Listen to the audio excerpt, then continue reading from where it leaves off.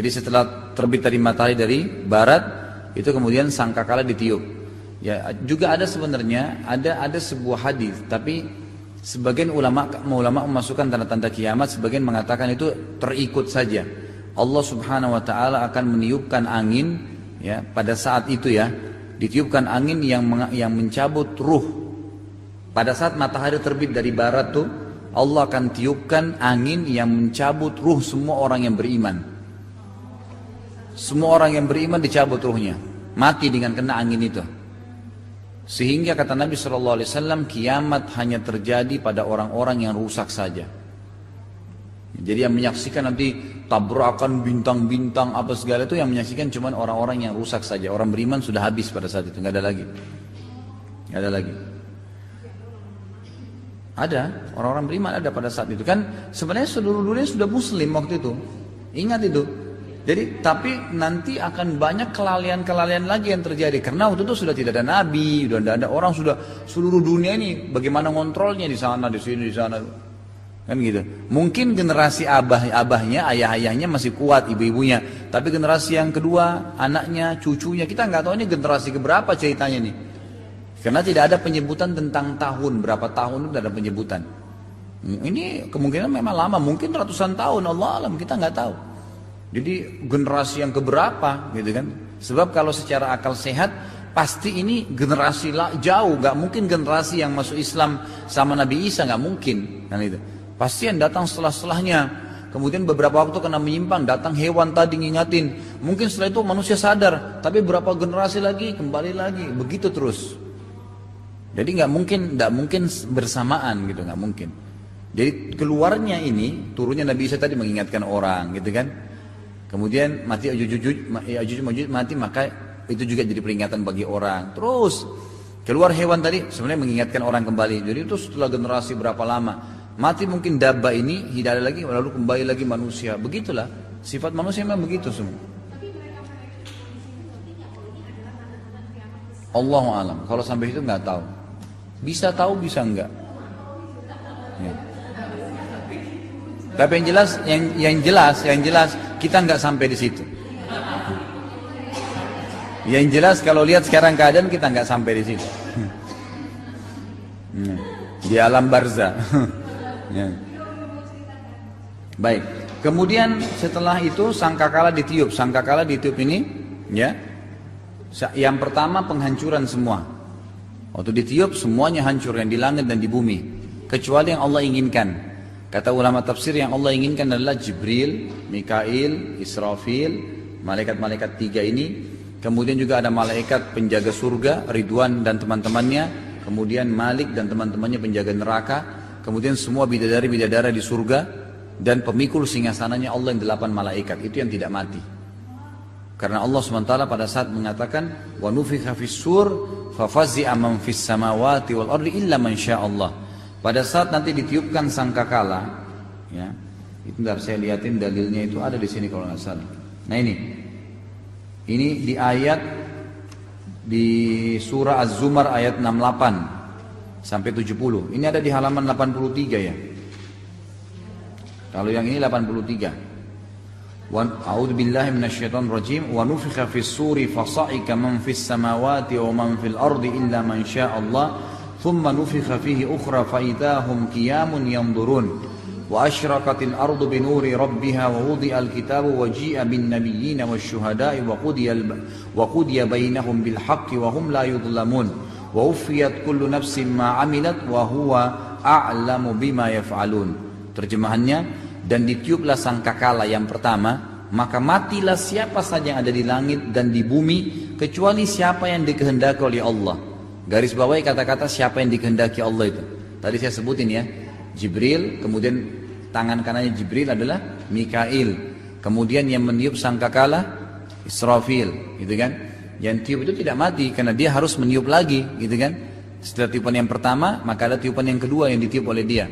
Kemudian malaikat penjaga surga, Ridwan, dan teman-temannya ada malaikat yang lain yang menjaga itu, tapi tidak disebutkan nama-namanya.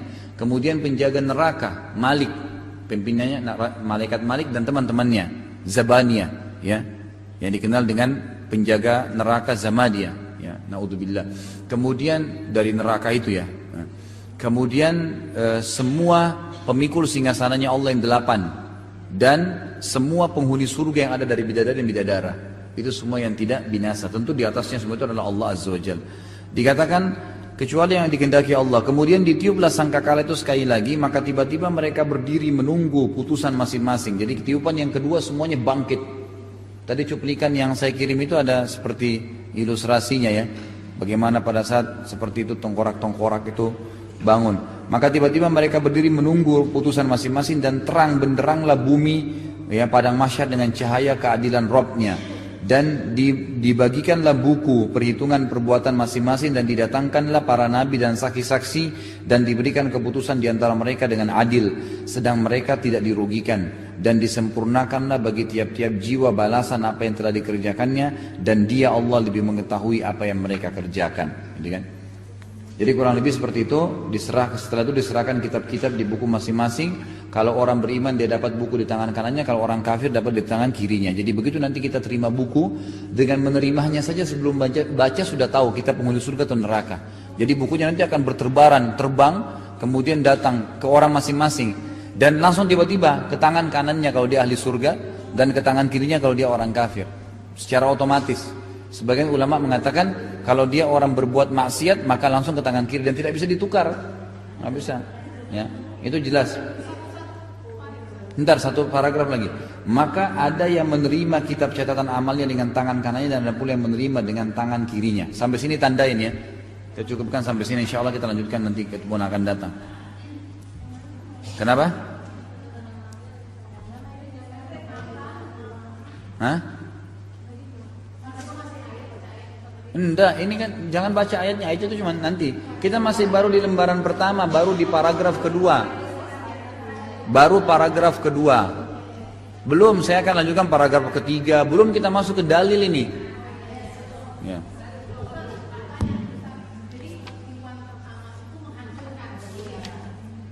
Mohon maaf, saya selesaikan paragraf terakhir dulu ya, sedikit sekali. Setelah itu disediakanlah mizan, timbangan amal. Dan perhitungan amal hisab pun dilaksanakan ya. Jadi timbangan ini dikatakan dalam hadis besar ya, seluas bumi. Timbangan amal ini bukan timbangan amal biasa, seluas bumi dan dia punya lisan bisa berbicara. Dia memuji orang beriman dan menghardik orang kafir. Nah, kemudian sekarang asar jam 3.58 ya, masih 2 menitan. Di atas mereka nanti akan dibentangkan setelah ditimbang amal nih, nanti akan dibentangkan di hadapan mereka sirat, ya dibentangkan. Dan itu dibentangkan di atas neraka, di atas neraka. Makanya Allah mengatakan, "A'udzu minasyaitonir ma minkum illa wariduha." Semua kalian pasti akan melalui neraka, maksudnya melewatin sirat yang di atasnya. Dalam hadis lain dikatakan di antara sirat itu ada malaikat yang pegang cambuk. Ya, kalau orang wajar masuk neraka dicambuk sampai jatuh masuk ke neraka itu. Ada orang yang lewat sirat itu secepat kilat kata Nabi SAW. Mudah-mudahan kita termasuk ini. Pertama ini. Kemudian yang kedua secepat menunggangi kuda. Yang ketiga secepat berlari. Yang keempat jalan tertatih-tatih tapi sampai juga. Nah yang sisanya adalah ada yang jatuh ke neraka dulu. Dia beriman tapi punya dosa, jatuh dulu ke neraka. Dibersihkan baru kemudian masuk. Kalau yang kafir pasti masuk. Dibentangkan sampai menuju ke surga ya. Dipancangkan hingga berakhirnya proses agung tersebut dengan menetapkannya semua penghuni surga di surga dan penghuni neraka di dalam neraka. Iman yang demikian ini diyakini karena dalil-dalil nakli dan akli berikut ini. Sampai sini kita tutup ya. Jadi dalil nakli dan akli nanti kita akan baca insyaallah pertemuan akan datang. Tapi yang jelas nanti di depan surga itu akan ada namanya kantara. Kantara ini sebuah tempat lapangan yang kosong, gitu kan dalam hadis sahih dikatakan di situ nanti penghuni surga nunggu, mereka nunggu satu sama yang lain. Jadi nunggu teman-temannya yang belum lolos sampai semuanya berkumpul di kantara. Kantara itu depan surga, jadi surga depan mata mereka. Ya, maka kata Nabi SAW semua berkumpul di kantara sampai aku datang. Sampai Nabi SAW datang yang mengetuk pertama pintu surga. Lalu penjaga surga berkata, siapa kamu? Dia mengatakan saya Muhammad, gitu kan? Lalu kata Nabi SAW, kata penjaga surga, saya tidak diperintahkan buka pertama kali kecuali untuk kamu. Maka dibukalah dan aku masuk sebelum nabi-nabi. Ya, semua nabi nggak boleh masuk surga. Dalam hadis lain dikatakan surga diharamkan untuk nabi-nabi sebelum aku. Semua nabi nggak boleh masuk sebelum Nabi Muhammad SAW masuk. Dan seluruh umat diharamkan sebelum umatku. Maka aku masuk bersama umatku sebelum umat-umat sebelumnya. Jadi ini sebuah fadilah yang besar ya. Sebuah fadilah yang besar bagi kita, alhamdulillah. Ini luar biasa ya, sebuah karunia. Tentunya nanti kita akan bicara juga tentang masalah bagaimana keadaan mahsyar, bagaimana timbangan amal, menafsirkan nanti banyak ayat-ayat yang disebutkan oleh beliau dari dalil nakli. Juga dalam nanti dari dalil nakli ini ada hadis. Termasuk kisah tentang Dajjal itu ada hadisnya nanti di sini. Disebutkan semua kembali kita baca lagi nanti. Sampai juga ada dalil akli. Dan nanti kita akan simpulkan terakhir poin yang saya katakan tadi, manfaat mempelajari akhirat itu, iman kepada hari akhir. Allahu a'lam. Mungkin sampai sini dulu insyaallah kita.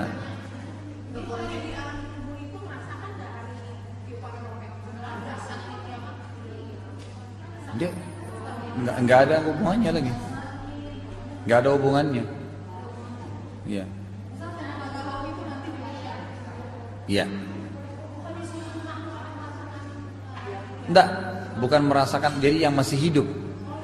Ya masih hidup, yang sudah mati sudah enggak.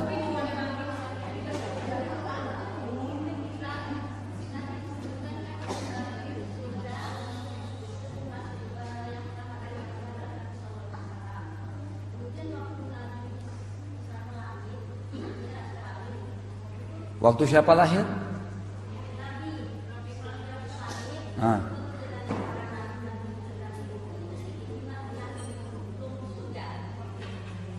Enggak.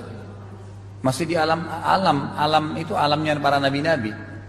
Enggak ada yang masuk surga. Surga itu tidak ada yang masuki.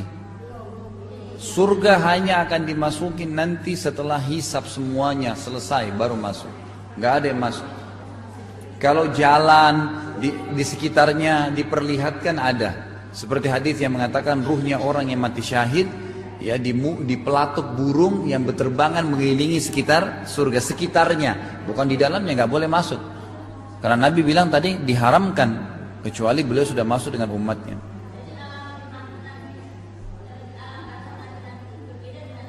Beda.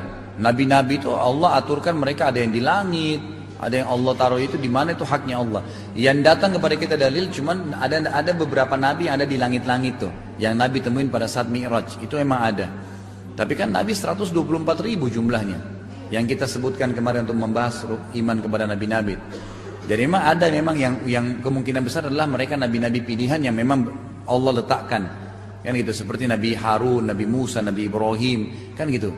Nabi Yusuf, itu kan semua yang ada di langit-langit ini yang memang nabi pilihan. Ya, gitu. Jadi sekarang ini ibu-ibu sekalian, manfaat dan bapak sekalian habis belajar ini, jangan hanya sekedar dikatakan oh bagus ya, oh begini ya, enggak. Bawa perubahan. Mulai sekarang jadwalin sholat tepat waktu, mulai nanti malam sholat malam. Daripada ibu banyak nabung-nabung uang, infakkan, sodakahkan. Kecuali memang hal-hal yang darurat, enggak ada manfaatnya. Ingat ya, karena tidak ada gunanya numpuk uang itu di rekening. Lebih baik ibu larikan bangun masjid ke rumah anak yatim yang memang kata Nabi apa, hartamu yang sebenarnya adalah harta yang kau infakkan di jalan Allah. Itu harta yang sebenarnya. Dan harta yang tidak sebenarnya harta yang kau sibuk belikan makanan dan pakaian. Berikan, siapkan untuk itu secukupnya. Tapi kejar nih, di akhirat sana nih, belanjakan untuk sana, investasikan. Jadi nggak ada gunanya nabung-nabung tuh, kecuali darurat gitu kan. Jadi kalau ada infakkan, kalau perlu jadwalin, gitu kan. Apa saja infakkan, lakukan. Yang punya zakat mal jangan ditunda. Tadi di Kelapa Gading saya bilang, Bu, infakkan, sedekahkan. Ustaz, zakat itu boleh nggak? Tapi itu bab jual beli ya. Dia bilang, Ustaz, kalau zakat itu saya punya haul nih, sudah tiba. Kemudian Ramadan kemarin, tapi masih ada zakat malnya saya simpan. Untuk apa Bu ibu simpan? Ngapain simpan zakat mal? Haulnya Ramadan, habisin di Ramadan.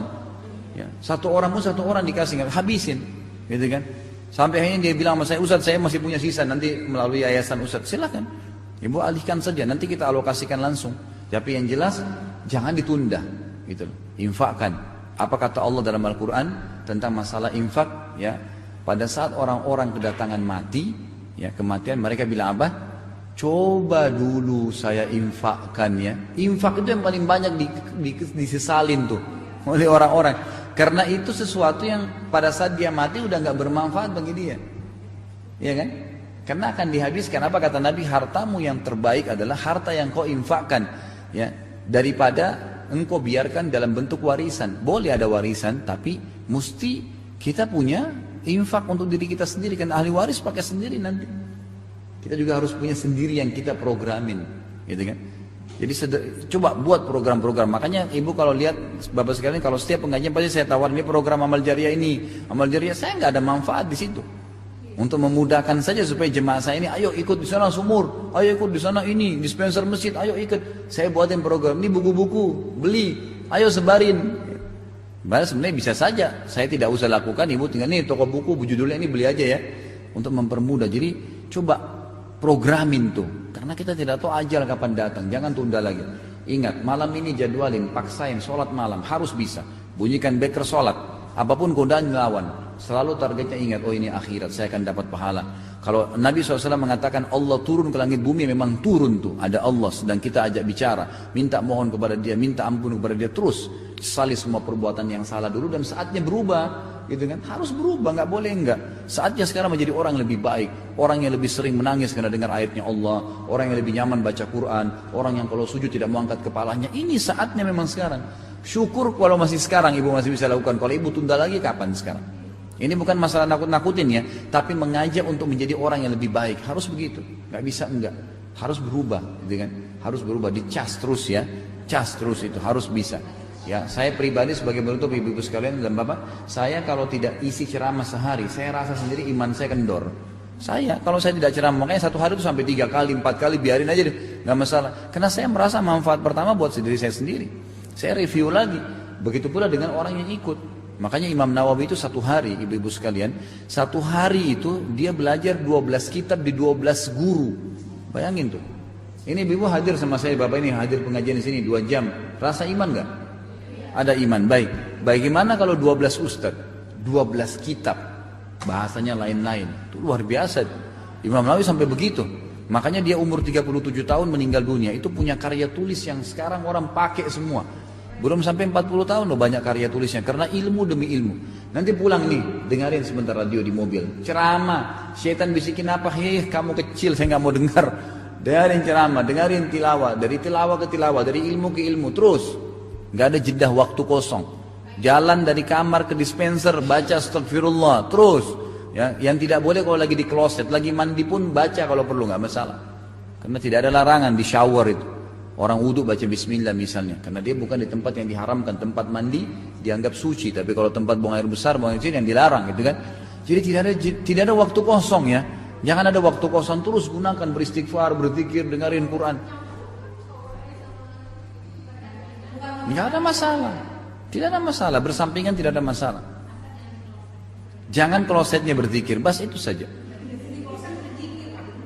Tidak, ini bukan, ini maksudnya hukum syar'inya begitu ya.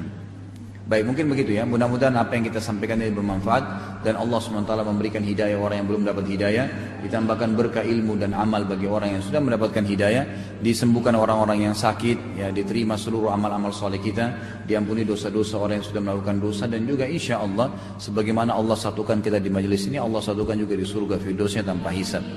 Kalau benar dari Allah, kalau salah dari saya mohon dimaafkan. Subhanakallahumma bihamdika asyhadu an la ilaha illa anta astaghfiruka wa atubu ilaik. Wassalamualaikum warahmatullahi wabarakatuh.